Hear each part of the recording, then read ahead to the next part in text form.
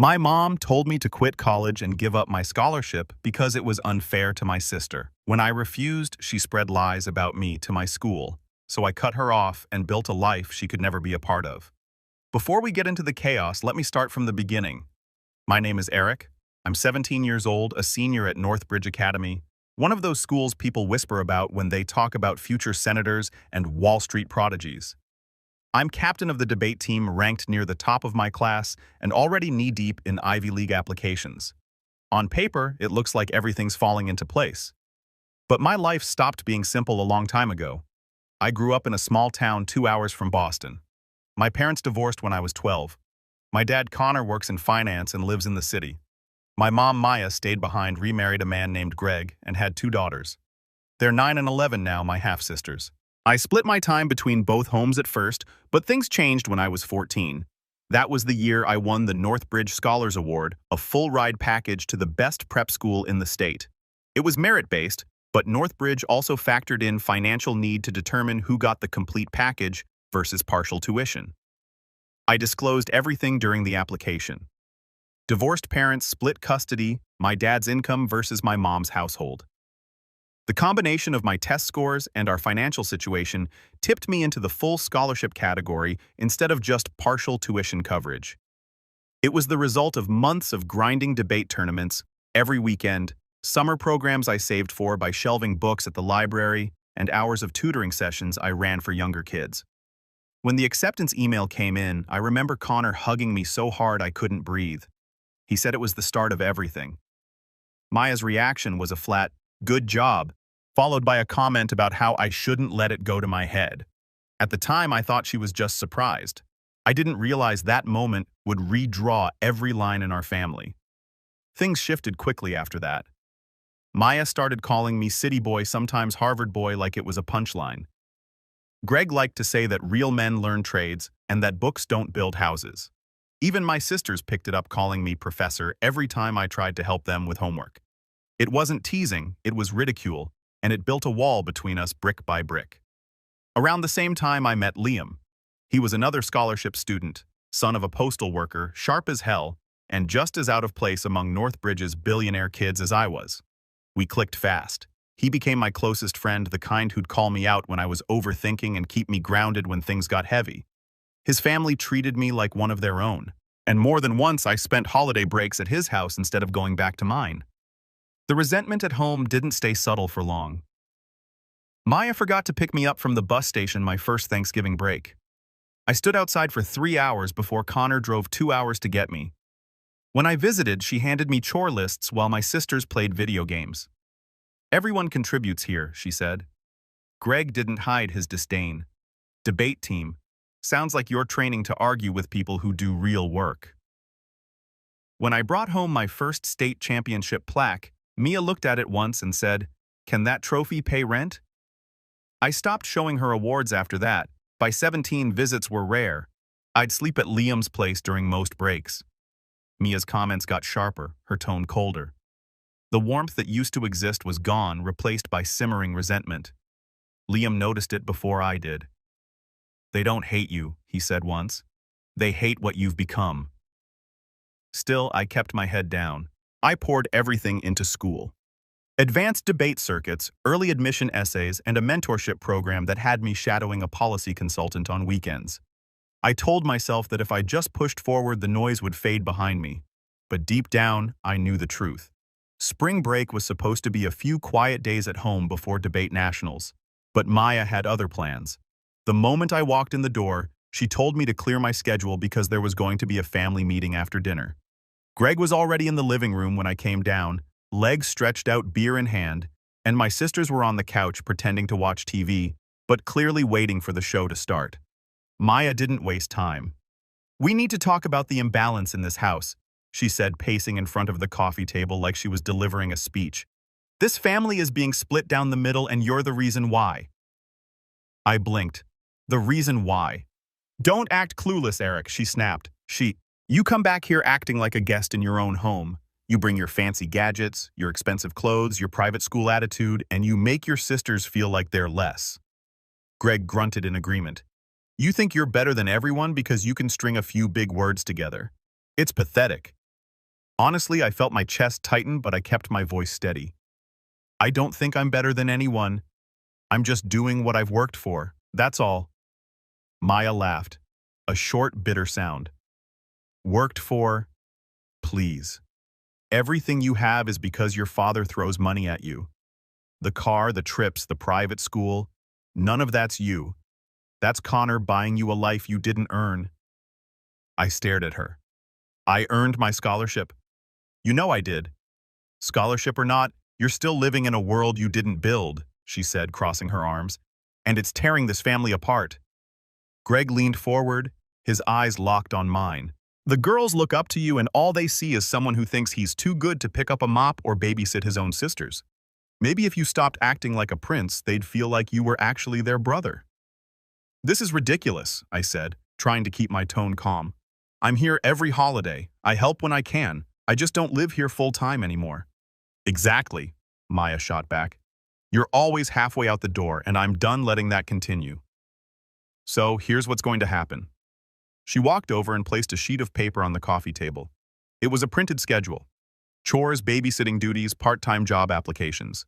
You're transferring to West Burbridge High for senior year. It's a good school and you'll be home where you belong. You'll do chores like everyone else. You'll babysit on Thursdays and Fridays when I'm working late, and you'll get a job, not some fancy internship, a real job, so you can learn what responsibility actually looks like.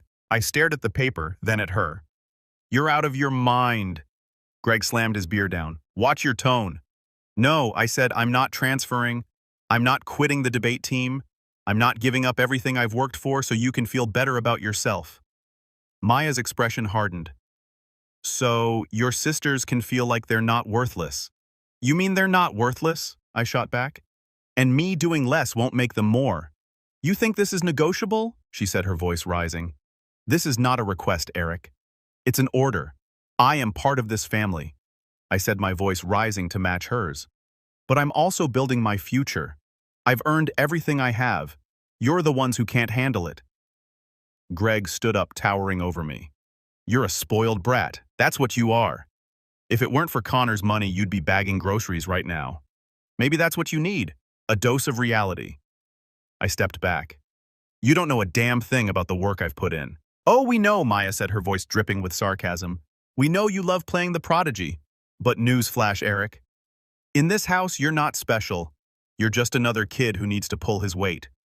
This isn't about pulling weight, I said. It's about control. You want me to fail because you can't stand that I got out.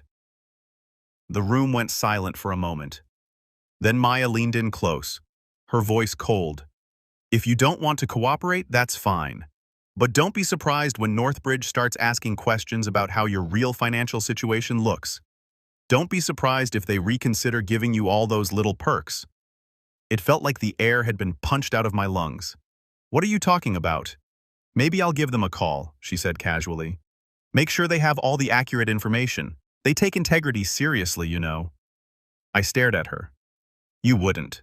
She smiled, not kindly. Watch me. The argument ended with slammed doors and hours of silence, but the damage was done. I left the next morning without saying goodbye. I told myself it was just another one of her empty threats that she'd cool down and drop it. I was wrong. 3 weeks later, an email from Northbridge landed in my inbox. A routine verification had been triggered. Maya had contacted the financial aid office claiming Connor had been hiding assets and that I'd misrepresented our family's financial situation. She told them he was paying for a car, expensive trips, private tutors, luxuries that contradicted the need-based portion of my scholarship package. She even sent them screenshots of Venmo payments and photos she'd somehow dug up of me at nice restaurants. The school couldn't just ignore it. They had legal obligations. Scholarships come with integrity clauses, and any accusation of financial fraud triggers a mandatory review. Financial records were being examined. Guardianship documentation was being reassessed. Until the process was complete, I was barred from all extracurricular competitions and my summer internship was on hold. Not because they thought I was guilty, but because their liability insurance required it. Connor was livid when he found out. She did this, he said, pacing the kitchen. I don't care what she claims. This has her fingerprints all over it. I didn't argue. I didn't need to. Maya hadn't just made one phone call. She'd launched a campaign. She emailed the dean of students, the board of trustees, even the scholarship committee directly. She framed herself as a concerned mother who'd only recently discovered that her ex-husband was manipulating the system to cheat the school. The school couldn't prove it was immediately. They had procedures to follow. My debate coach didn't bench me because he believed I was a fraud. He benched me because district policy required it. If I competed while under investigation, and it later turned out the scholarship had issues, the entire team could lose funding. The internship pulled their offer for the same reason. They didn't think I'd done anything wrong. They just didn't want their name attached to a pending investigation. In their world, optics matter more than truth. There was only one person who would burn everything down just to prove she still had power. Liam was the first person I told outside the family. He listened quietly, then shook his head. "This isn't about family, Eric. He said it's about control, and she's not done yet. The audit wasn't even 2 weeks old when the first rumor hit. A classmate sent me a screenshot of a Facebook post from someone in my hometown. He's finally coming home.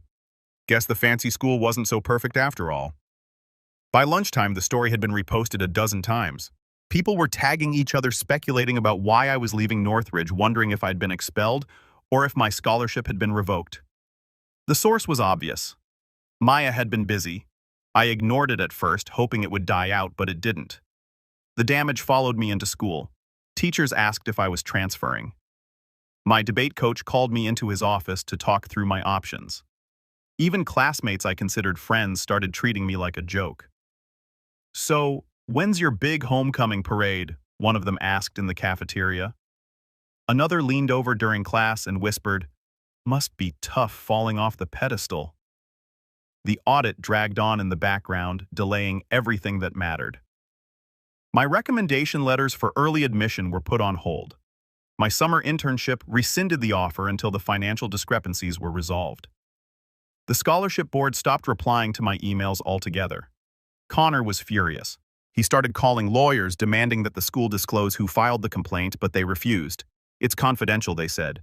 Standard procedure. We both knew who it was, but proving it would take time. And Maya was using every minute to tighten the knife.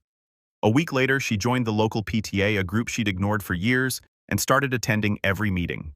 She positioned herself as a concerned mother and launched into speeches about how some kids forget where they come from and how families are more important than prestige. Someone recorded one of her rants and posted it in local Facebook groups. Within hours, it had thousands of views across the county and neighboring towns. That was the day the nickname started the Prince. At first, it was just a couple of sarcastic comments in local Facebook groups. Then it spread. People in my hometown started using it unironically. Someone made a photoshopped image of me in a crown, and it got shared around. Not nationally, but enough that kids at Northbridge started seeing it. A few classmates even started calling me Your Highness when I walked by. Half joking, half mocking. Greg didn't wake up one day and see the light. The crack started small. First, Maya compared my sister's test score to mine at dinner. "Your brother would have gotten an A." My 10-year-old sister started crying. Greg told Mia to ease up. She snapped at him for undermining her parenting. Then Mia started obsessively monitoring the girls' schoolwork, calling teachers twice a week, hovering over homework for hours. Greg told her she was paranoid. She accused him of taking my side. By the photo-smashing incident, Greg was exhausted. He'd spent months watching her spiral. She only got worse. The worst part wasn't the jokes, it was the doubt. People who had once believed in me suddenly seemed uncertain. The school newspaper ran a piece questioning whether privilege disguised as merit was a problem at Northbridge. I felt my reputation slipping away piece by piece. Liam noticed the change before I did. "You're pulling back," he said one night. "You're quieter. Every time I open my phone, there's another post, another rumor," I told him. "I'm not even me anymore. I'm just some story they're telling." The first real blow landed when a university postponed my interview until ongoing questions were resolved. Connor kept pushing forward with legal action. But deep down, I knew this wasn't just about paperwork. This was about perception, about the story people told when they said my name. I wasn't just a student anymore. I was the prince, the spoiled kid who'd forgotten his roots. By the end of the month, one thing was clear. This wasn't going to stop. Maya had turned the town against me, and the damage was spreading faster than Connor's lawyers could contain it. The fallout started hitting harder than anyone expected. First, the internship. The company I'd lined up for the summer A policy consultancy I'd been chasing since sophomore year sent a brief email saying they were reconsidering their candidate list due to ongoing administrative issues. It didn't take a genius to read between the lines. The audit and rumors had done their job. 2 days later, I was called into the debate coach's office. He looked uncomfortable, like he was about to fire someone. "Eric, this isn't about your performance," he said. "You're one of the best captains we've had, but with everything going on the board, thinks it's best if we have someone else lead the team until the situation's resolved." I nodded, said I understood, and walked out before he could finish his apology. I'd spent 3 years building that team, mentoring younger students, helping them win tournaments. And now I was benched. Not because of anything I'd done wrong, but because of a story my own mother had set in motion. Back home, things were even uglier. Maya wasn't satisfied with ruining my reputation. She was determined to rewrite my sister's view of me too. During one visit, they refused to talk to me, calling me the spoiled one and Mr. Rich School. When I tried to explain, they just repeated phrases I knew weren't theirs. "You don't care about family. You think you're better than us." Maya stood behind them, arms crossed, a satisfied look on her face. "Don't look at me," she said when I confronted her. "I'm just telling them the truth. Maybe if you'd spent more time here instead of chasing status, they'd still see you as their brother." Connor kept records of everything and contacted his lawyer. Within a month, Maya escalated. She filed a complaint with Child Protective Services. She claimed Connor had alienated me from my family, that he was psychologically manipulating me, and that I was being encouraged to abandon my siblings. She painted a picture of a rich, absent father buying his son's loyalty while destroying family bonds. CPS doesn't just ignore complaints like that, even when they're legally required to investigate. A caseworker called me. They wanted interviews. They wanted to talk to my sisters. They wanted documentation of where I'd been living, who I'd been staying with, whether Connor was a fit guardian. The investigation lasted 6 weeks, 2 interviews, a home visit.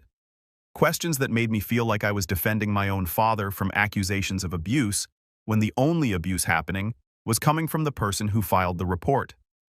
The case was closed with no findings. The caseworker saw through it immediately, told Connor off the record that it was clearly retaliatory, but the damage was done. The complaint was public record. Maya made sure everyone in town knew about it. "Connor Callahan under CPS investigation." That was the headline she wanted, and she got it. The fact that it was dismissed didn't matter. The stain stuck. A few weeks later, the audit finally cleared. The financial aid office found nothing wrong. Every document was accurate. Every number checked out. To officially close the case and restore my standing, Northbridge invited me to speak at the annual Scholarship Gala, a major donor event with alumni, faculty, students, and even some local press in attendance. I was supposed to give a generic thank you speech about gratitude and opportunity. I didn't. Instead, I told the truth. I didn't name Maya, but I talked about what happens when the people who are supposed to support you try to tear you down for succeeding. I talked about earning something through years of work and watching others try to take it away. Not because you didn't deserve it, but because they couldn't stand that you did. I talked about the difference between family that lifts you up and people who just share your last name. The room went dead silent. Then someone in the back started clapping. Then everyone did. The speech was recorded. Official school footage posted on Northbridge's YouTube channel as part of their donor outreach. Students shared it. Alumni forwarded it around. Within 48 hours, it had thousands of shares across local and school networks, across New England prep school networks, and scholarship communities. For the first time in months, people were on my side. But Maya didn't see it that way. Instead of reflecting on what she'd done, she doubled down. She posted on Facebook accusing me of lying to strangers and airing private family matters for attention. Greg joined in, calling me a spoiled brat trying to play victim. The posts only made them look worse, but they didn't seem to care. That's when I realized this wasn't about a misunderstanding or hurt feelings. They didn't want a relationship. They wanted control, and they were willing to burn everything down to get it. The more they lashed out, the clearer it became. They weren't just dysfunctional, they were toxic. And toxicity doesn't stop when you reason with it. It feeds on conflict. It thrives on reaction. Liam saw it. "You're still trying to save them," he said one night. When I told him about the latest posts, "You keep thinking if you explain it right, If you show them the truth, they'll stop, but they won't. You're trying to save people who want to destroy you." He was right. I'd been clinging to the hope that this was fixable, that beneath the anger my family still cared. But the truth was staring me in the face. They didn't want to understand. They wanted to win, and they didn't care if they had to destroy me to do it. Then came the scholarship gala. It was the biggest night of the year at Northbridge. Donors, faculty, alumni, and students, all in one room. I was scheduled to give a short speech about student leadership. It was supposed to be a celebration of everything I'd worked for. Instead, Maya turned it into another circus. I don't know who screwed up the guest list, but somehow her name was on it. Maybe an outdated database still listed her as my guardian. Maybe someone in the alumni office didn't get the memo. Either way, she walked right through the door with a printed invitation. No one stopped her. I didn't see her until I was halfway through my speech. She was sitting in the third row, stone-faced, arms crossed, staring at me like I'd personally wronged her just by existing. I kept going. I talked about resilience, about the people who believed in me when it mattered most, about mentors who showed up when family didn't. I didn't say her name. I didn't have to. Everyone in that room knew the story by then. When I finished and stepped off the stage, she stood up not to leave to confront me. She started walking toward the side exit where I was heading, and her voice carried across the entire ballroom. "You forgot to thank the woman who raised you." Security intercepted her before she got within 10 feet. She didn't fight them or make a scene. She just let herself be escorted out, muttering the whole way about ungrateful children and disrespect. The damage was already done. Every donor, every faculty member, every student in that room saw it. "Some people try to break you because they can't control you," I said. "But you don't owe them your future." The room erupted in applause. By morning, the clip had thousands of shares, comments calling me the kid who stood up for himself. For the first time in months, I felt like I had the upper hand. Maya didn't take it well. Her behavior went from erratic to dangerous. She started calling my teachers, demanding to know what influence they had over me. She emailed my internship coordinator, accusing them of poisoning my priorities. She posted long Facebook rants claiming Connor had brainwashed me and that I was being manipulated by elitist institutions. The pressure on my sisters got worse. During a visit, one of them accidentally told a school counselor she was scared of making mom angry like Eric did. Both girls were referred to therapy. Connor and I only found out because the school called him. Then one night, Maya snapped completely. According to Greg, she had been drinking and found an old box of my childhood photos. She smashed every frame against the kitchen wall, screaming that I was not part of this family anymore. The neighbors didn't just hear yelling. They heard my sisters crying, screaming for her to stop, begging her to calm down. One of them called 911.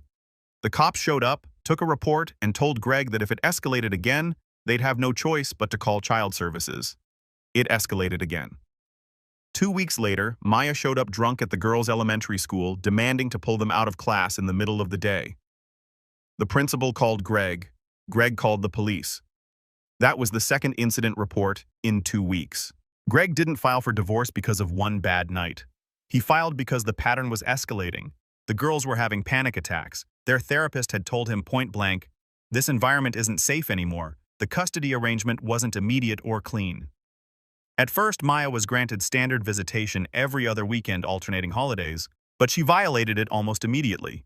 She'd show up at the house at random times, call the girls 30 times a day, send long, unhinged text messages, accusing them of turning against her like Eric did. Even her own lawyer told her to stop. She didn't. After 6 months of documentation, missed therapy appointments, she was supposed to attend with the girls violated court orders. 2 more police calls, the judge moved her to supervise visitation. Not because of what she'd done to me, because of what she was doing to them. I found out about the divorce from Connor a few months later. He sat me down at the kitchen table and slid his phone across to show me the court order. "It's official," he said. "Greg has primary custody. Maya gets supervised visits twice a month if she shows up sober." I stared at the screen for a long time. I thought I'd feel vindicated or relieved. Instead, I felt nothing. "It was always going to end this way," I said finally. And deep down, I knew it was true. "Your mother and I got divorced for one reason," Connor said. "Now you see it with your own eyes." Maya had spent years trying to control everything. My future, my image, my choices. And when she couldn't, she burned it all down. She lost her marriage, she lost her daughters, and in the process, she lost me. By the time the papers were signed, she was a ghost in my life. A cautionary tale instead of a parent. The family she'd claimed to protect was gone, scattered in different directions. And for the first time in years, I didn't feel trapped in her orbit anymore. I felt free. I turned 18 2 weeks after the gala. It should have felt like any other birthday, but it didn't. It felt like a switch-flipping one that finally put control back in my hands. With the stroke of a pen, I signed the documents that made it official. I was an adult, legally independent. Maya no longer had any authority over my decisions. The first thing I did was change my address with Northridge and every program I was part of. Every piece of mail, every official contact now went through Connor.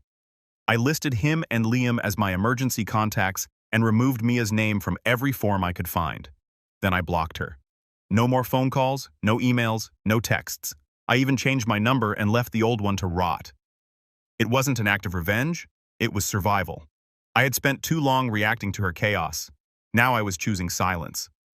Blocking Maya didn't stop her. She emailed my professors claiming I was mentally unstable. She showed up at a debate tournament and got removed by security. She sent rambling letters to Connor's office about parental alienation. Eventually, the attempt spread out. A Facebook message every few months, a voicemail here and there, but they never fully stopped. She was still out there, still convinced she was the victim. The fallout from the divorce hit fast. Maya was ordered into mandatory therapy as a condition for supervised visitation. She told anyone who would listen that I had destroyed her family, blaming me for everything. I heard pieces of it from classmates. She'd show up at school board meetings ranting about elitism. Once she tried to give a talk about resilience at my old middle school, they kicked her out. The girls didn't speak to me either. Not because they hated me, but because they didn't know how to process any of it. The last time I saw them, they stood behind Greg's leg at the courthouse staring at the floor while Maya screamed at Connor across the hallway. It was the first time I'd seen fear on their faces. A few months later, Greg sent me an email. It was formal, almost painfully careful. I owe you an apology. I should have stepped in years ago. I should have protected you from the things she said. I failed you as an adult, and I regret that more than you'll ever know. I understand if you never want to speak to me again, but I want you to know I'm trying to be better for the girls. They deserve better. You did too. I read it twice and didn't reply. I didn't delete it either. I left it in my inbox as a reminder that people could change, but also that apologies didn't erase consequences. Life without Maya's interference felt strange at first. No angry messages, no rumors, just quiet, clean space. I threw myself into work. My internship was reinstated, my debate captainship restored, my recommendation letters were finalized. The momentum I'd lost started coming back. But the silence felt heavy. I'd cut out the noise and any illusion of family with it. Connor noticed. "You built your life around managing other people's storms," he said one night. "Now you're learning what it's like to have calm. It's space to build something better." He was right. Slowly, the silence became opportunity. I started saying yes to leadership programs, debate circuits, internship projects. For the first time, my decisions were mine alone. Meanwhile, Maya's world continued to shrink. The custody battle dragged on for months, and the judge eventually granted Greg permanent custody. She was given limited visitation under supervision, which she rarely used. Most people in town stopped speaking to her. PTA meetings stopped inviting her. Even the Facebook groups that used to echo her complaints banned her for harassment. I didn't celebrate any of it. I didn't feel triumph or satisfaction, just distance. By the time summer arrived, I was a legal adult with a dorm assignment, a scholarship, and a clear path forward. Maya was just a name on paperwork I no longer needed to sign. The family I'd known was gone, replaced by something quieter, simpler, and stronger. One afternoon, Connor asked me if I wanted to stop by my old neighborhood before I left for college. I told him no. There was nothing left for me there. The house might still be standing, but the idea of home had burned down long before Greg packed his bags. I had no reason to look back. The past had taken enough from me already. It was time to move forward. 3 years passed before I heard from Greg again. By then, my life barely resembled the one I'd left behind.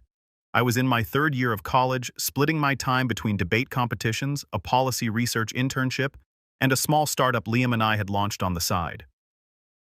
My name was no longer a punchline on small-town Facebook pages. Professors recommended me for fellowships. Recruiters sent emails. I had built something solid, a life that was mine. The email came late on a Tuesday night. The subject line was simple, a request. I know I have no right to ask you for anything, but the girls are 13 and 15 now, real teenagers, not kids anymore. And they've been asking about you. They want to meet you. They want to know their brother, not the version they were told about. I understand if the answer is no, but I promised them I'd try. I read it 3 times before closing my laptop. I didn't reply immediately. The idea of seeing them again stirred something complicated. Not anger, not sadness, but a mix of both. Part of me wanted to leave the past where it was. Another part wanted to know if bridges could be rebuilt even after the fire. But I remembered that they were just kids back then. They didn't know what's right and what's wrong. 2 weeks later, I agreed to meet. We chose a neutral place, a small cafe near the university campus. I arrived early and took a seat by the window. When they walked in, I almost didn't recognize them. They weren't the little girls hiding behind Greg's legs at the courthouse anymore. They were teenagers, taller, older, and carrying the same nervous energy I felt. "Hi," one of them said, barely above a whisper. "Hi," I replied. The first few minutes were awkward. We talked about school hobbies, classes, surface-level things. Greg mostly listened, only stepping in when the silence stretched too long. Finally, he cleared his throat. "I owe you more than an email," he said. "I failed you, Eric. I let resentment turn me into someone I'm ashamed of. I should have defended you. I should have spoken up, and I will regret that for the rest of my life. I don't expect forgiveness. I'm just asking for a chance to make things right for them." It wasn't a rehearsed speech. His voice cracked halfway through, and for the first time since everything had fallen apart, I believed he meant every word. The girls spoke next. They told me how they'd believed every word Maya fed them, that I was selfish, that I'd abandoned them, that I thought I was too good for family. They told me how confusing it was when Greg left, how therapy had helped them see that none of it was as simple as they'd been told. And they apologized not once, but over and over. I didn't sugarcoat my response. What happened hurt a lot, and I can't just forget it, but I don't hate you. I never did. You were just kids back then. I paused. If we're going to build something, it has to happen slowly on our terms. No guilt, no pressure. They nodded, both crying by then. Greg thanked me quietly. And just like that, something shifted. Not a full reconciliation, but the first fragile steps toward one. Over the next few months, we stayed in touch. They texted about school projects, watched my debate live streams. Greg came to one of my competitions. Later, they invited me to dinner, homemade pasta and board games. It was the first time I'd sat at a table with them in years without feeling like I was on trial. Maya wasn't part of any of it. I heard she'd moved to another town, still blaming everyone but herself. I didn't care. Whatever she was doing wasn't my life anymore. What surprised me was how normal it felt once it settled in. No grand gestures, just steady moments rebuilding trust. They came to my debate finals. I visited for Thanksgiving.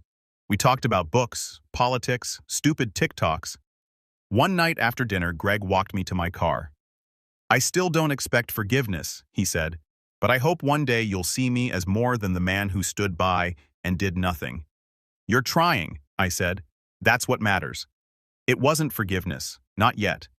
But it was something. Standing there in the quiet, I realized that the word family no longer meant what it used to. It wasn't about shared blood or history. It wasn't about who raised you or who claimed you. It was about the people who showed up, the ones who owned their mistakes and chose to grow. Some people never do. Maya never would. And that was okay. Not every story needs a reconciliation. Some endings stay endings. But this was something new. A second chance, a beginning built on truth instead of guilt. As I drove away that night, I thought about everything that had happened. The sabotage, the humiliation, the silence, the rebuilding. It wasn't the family I'd imagined, but it was real. It was enough.